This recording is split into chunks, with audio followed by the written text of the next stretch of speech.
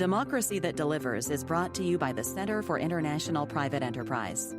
Now to your host. Welcome to the podcast, everyone. My name is Michele Crymes, and I'm the Program Director for CIPE's Anti-Corruption and Governance team. I am really excited to have a guest here today who's been working on the issue of rapid response and maintaining democratic gains. I'm happy to introduce Cheri-Leigh Erasmus. She's the co-CEO and Chief Learning and Agility Officer at Accountability Lab. Cheri, thank you so much for joining the podcast. We're so glad to have you here. Thanks for having me, Michele. I'm looking forward to this conversation. So to give some of our listeners context, at CIPE's Anti-Corruption and Governance Program team, we work on a variety of projects focused on transparency and accountability.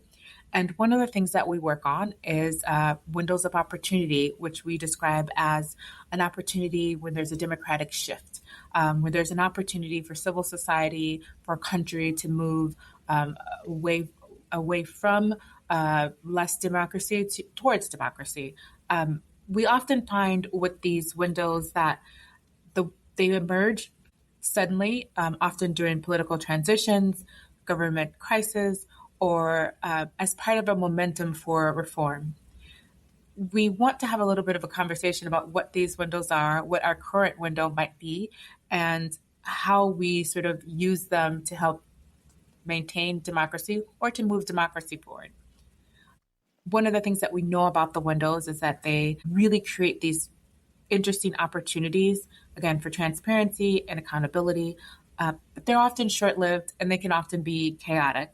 And through our Rapid Response Initiative, we at CIPE collaborate with civil society partners, reformers, and the private sector to respond quickly during these moments. Our goal is to think about how we sustain democratic progress, sustain accountability institutions, and advance anti-corruption or transparency reform before that window closes. So our conversation is going to explore really what is the connection between civil society, how they can act in these windows, and how they can partner with NGOs, reform coalitions, and also the private sector. Cheri works at Accountability Lab, which has collaborated to create Civic Strength Partners, which is a collaborative initiative working to strengthen and the resilience and sustainability of civil society organizations. So we'll get into the conversation. We're going to talk about these windows of opportunity. I'm wondering, Cheri, as I've sort of given everyone an introduction into what they are, if you might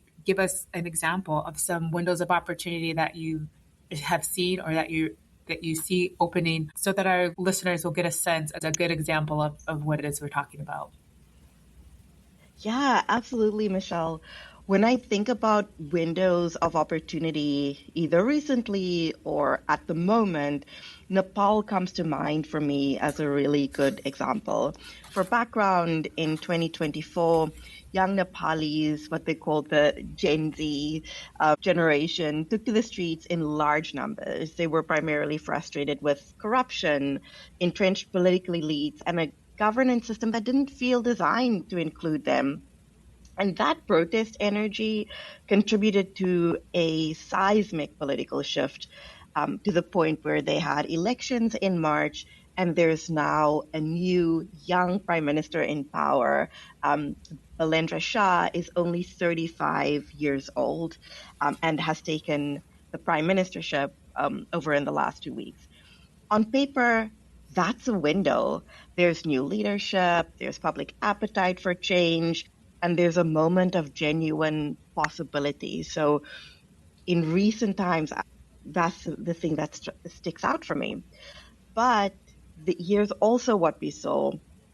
Civil society organizations in Nepal were already stretched thin. Many were dealing with funding shortfalls, staff fatigue, and accumulated weight of operating in a difficult environment, given the funding landscape folks are operating in the moment. So even as the window opened, organizations best placed to push for reforms were perhaps not as well resourced as they would have been in different times. And that gap between the political moment and civil society's readiness to act is exactly the problem. we need to be very honest about.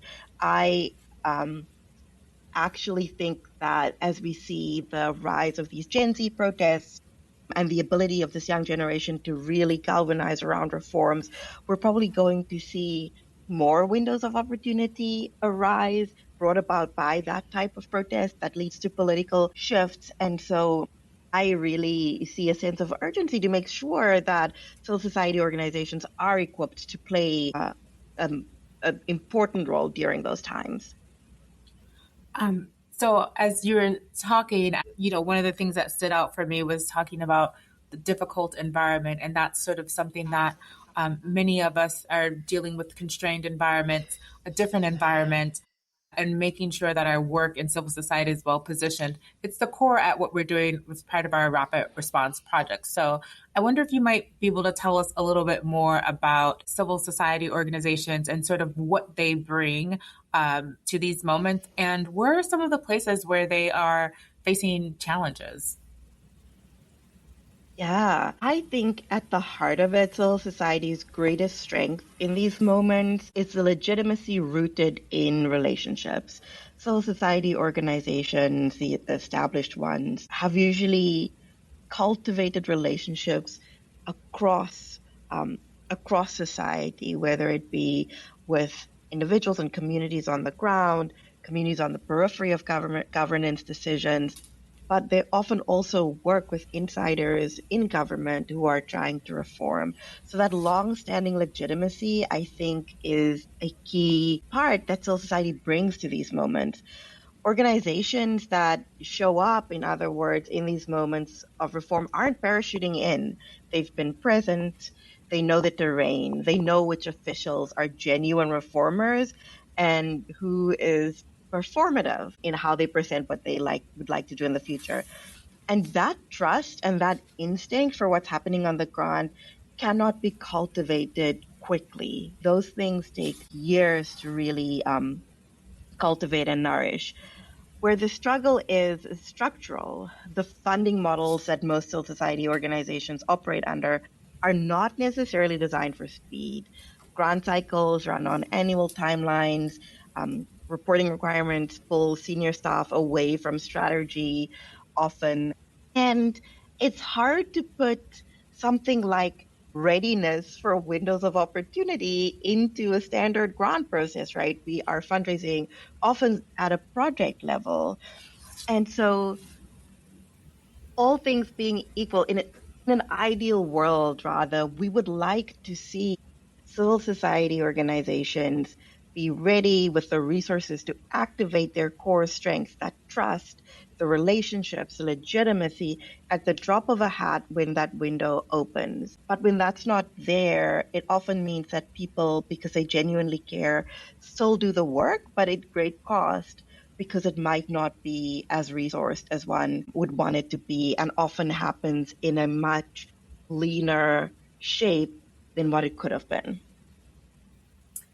I think that, as you mentioned, sort of established trust, as we've found in our work, that this is one of the things that's really important about what civil society brings to a rapid response or even just a reform movement, right? They, like you've said, they haven't just parachuted in. And one of the things I'm hoping we can focus on a little bit as part of this conversation is, so what do we do when we do have sort of a structural issue like the funding cycles? How do you remain prepared? How can we do this work? And it's a theme that CIPE's ACG team has really decided to focus on, because we realize that we're in a moment where the ability and the capability to be able to respond is sort of, it's crucial to a reform effort.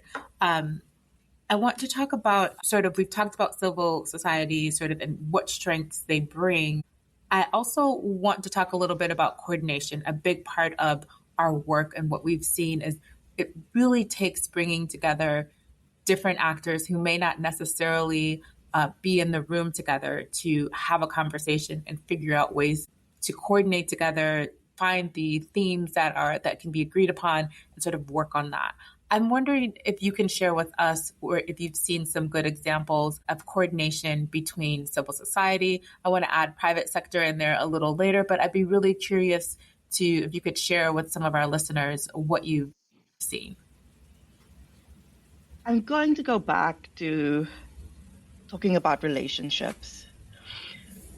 Where I've seen coordination work well across civil society, or actually with the diversity of stakeholders, also with private sector, when moments of change arise, are the places where the conversations around coordination actually happen before the window of opportunity opens, right?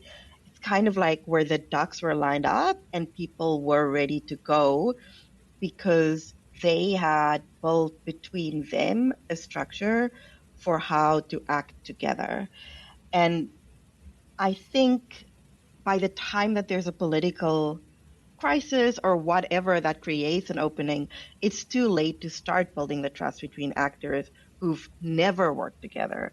So the organizations that coordinate well during windows of opportunity are ones that have already been in relationship with each other, even if informally. It doesn't have to be necessarily this formal coordination body, steering committee, that sort of, or even a joint legal entity or network, but rather people who over a long period of time know that they have values alignment, know that they are working towards the same form of government and what the motivations behind that work is.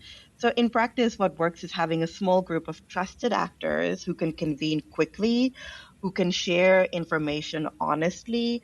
I think that's really important because in moments of power shift, it's really important to know that you are working with folks with who you can be honest and authentic because they share the same values and motives. And then also, these folks need to have the ability to make decisions quickly without getting stuck in the process. And I mean, we've all worked together on a team, right? A well aligned team works when we know each other, when I inherently trust that Michele is making that decision because she's coming from the same values perspective as I'm coming from. So I don't have to spend 2 weeks questioning why Michele made that decision. And I think part of that is also having defined roles within the coordination set up front, like understanding that organization X's strong suit is maybe communications and advocacy externally. Organization B has a convening space that could be used for gathering, and organization C might be the one with some financial resources that are less restricted to help hold some of the financial responsibilities that come with this. That's a very simple way of saying understanding what everyone brings to the table, having that shared understanding as well of who does what best is really critical ahead of time. Oh, this is great. My next question was going to be, what is the mechanisms, sort of just in your experience, how would you describe it? But you've already sort of answered that question for me. And my takeaway as I'm listening to this is, and some of the work that we're going to do in our rapid response project, is we've started thinking about exactly what you pinpointed, what happens before the window actually opens, and how do we support civil society. And we'll take a look at how civil society and private sector can work together to start building those trusted relationships so that when the window comes along, right, the opportunity, everyone's ready and prepared. So I think that was unintentional, but very insightful commentary that can help me as I'm directing my work for the CIPE's ACG team on this issue. So the next thing I want to talk about is sort of civil sort of resiliency. One of the things that I know that you've worked on is working with civic strength partners to help civil society and organizations adapt to increasingly challenging environments and transition that we're seeing quite a bit. I wonder if you can tell us first a little bit about CSP and why initiatives like that are needed.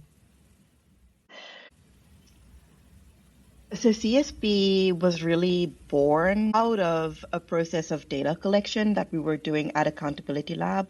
We were trying to better understand what the financial implications were for organizations who had been hit by the funding crisis last year and really the ongoing funding crisis, ever evolving as it is. And around January, end of January last year, we started collecting self-reported data from organizations from around the world. And what we were seeing was that organizations had a really short funding runway. Many were already starting to do layoffs, furloughs. Many only, I would say about 60% of organizations we heard from, and this is about 1,200 survey responses over a number of months, about 60% responded that they had 6 months or less of funding runway, which is pretty dire, especially if there are not a lot of new opportunities for resource mobilization out there at the moment. So this led us to the conclusion that ultimately organizations may have to think differently about how they're structured. There were opportunities for organizations to merge, to form strategic partnerships together, to ultimately create a life raft for certain pieces of their work where they are stronger together. For example, the bringing together of diverse funding pots, bringing together of expertise that could make for a stronger collaborative effort. But alongside that, also, it's about thinking through how organizations could work more collaboratively and share back office resources and all sorts of things that would keep the important work of civil society alive while rethinking how we do it because we're just not in the same funding climate as we used to be in. And so for me, the key observation over the last 15 months perhaps has been that civil society organizations are being asked to do more in harder conditions with less stability than at any point perhaps in recent memory. And so the challenge of an already under-resourced sector got this massive accelerant on top of it. And CSP was stood up essentially through a shared fund from a number of philanthropies to accompany organizations through a transformation. So we support folks from the very beginning of even thinking about its transformation all the way to, for example, a fully fledged merger. We also have cohorts where people think together about things like their financial future and business remodeling. And there's also an opportunity for folks to think through what a dignified wind down might be for their organization, winding down without harm. I want to say that this is important at this very moment because leaders are faced with wanting to do the work that they need to do that they signed up for, such as responding to a window of opportunity. That work needs to carry on. They're managing a struggling organization, and they may not have the resources to fund the type of expertise, whether it be financial and audit or legal expertise or consulting support, to think through a large scale transformation. And CSP was created for that very reason, to not just do the accompaniment, but to provide the resources to fund those expertise that they may need. And our hope is that this is a small contribution towards the sustainability of more organizations, because ultimately we're all interconnected and we would want to see as many organizations as possible stay afloat. So what you've said to me that is really resonating right now is sort of the part about bringing together, right? Sort of the collective in many ways. And that's a lot of where we try to focus our work. I am thinking about the private sector and the opportunities that might be presented for the private sector to sort of be a part of this. Do you have any ideas or any thoughts that you might want to share about where those opportunities in particular might be? I think funding is an obvious sort of one, but I'd like to hear your thoughts on that and maybe some other things. Yeah, I think funding isn't always the only resource, right? There could be a variety of ways in which private sector can support. Again, sometimes it could be with expertise to help people think through the business components of their organization, but general partnership and the opportunity to perhaps also advocate together for change. I think it's really important that at this moment, private sector understand the value of civil society. If we think about large multinational organizations, many of them, their supply chain is so deep rooted in many of the countries, for example, in accountability landscapes in the majority world where we implement our projects. As I'm looking at those spaces, organizations working on governance, anti-corruption, organizations doing monitoring of public spending, pushing for reforms that would create a more equitable and competitive business environment. Those are the very organizations who are finding it really hard to stay afloat. I think we're only going to understand the impact that civil society has on creating an enabling environment for business once these organizations disappear altogether.